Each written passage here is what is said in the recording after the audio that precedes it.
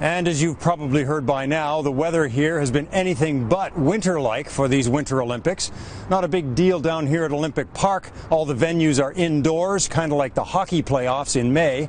Up in the mountains, it's cooler, but not cold. And as Paul Johnson can attest, that's a problem. Paul?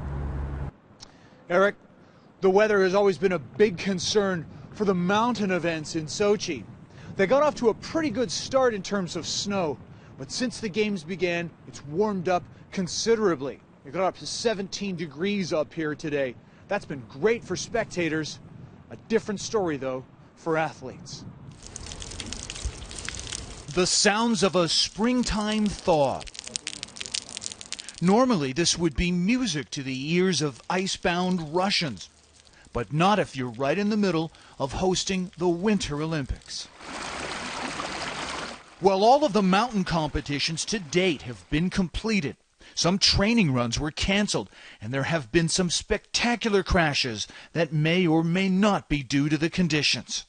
Canadian gold medalist Dara Howell complained one of her runs felt like scuba diving because she got so wet. And U.S. snowboarder Shaun White said that the bottom of the halfpipe was full of slush. So I'm at 900 meters here, about the same level as the bottom of the alpine events. And I can tell you, it is not cold. The snow here is heavy, wet, slushy, very spring-like conditions. For most of the events, that's not a good thing. Dan Egan is a former pro skier and journalist. He's never seen it this warm at the Winter Olympics. Because of the warm weather, the speeds are a lot slower. And you need speed to clear these jumps and land on the proper part of the hills. Fortunately for the coastal cluster, where skating and hockey takes place, events here are not dependent on the weather. Taking a stroll through the main Olympic zone today, you might think you're in California, complete with lawn chairs and sunbathers. You just get to enjoy it and you get to tan at the same time. The situation prompted a response from the IOC chief today. Pointed out they've seen this before in Canada. It's not as warm yet as it was in Calgary at the time, where I remembered they're going around the last days of the games in a T-shirt, and it was about 25 degrees Celsius.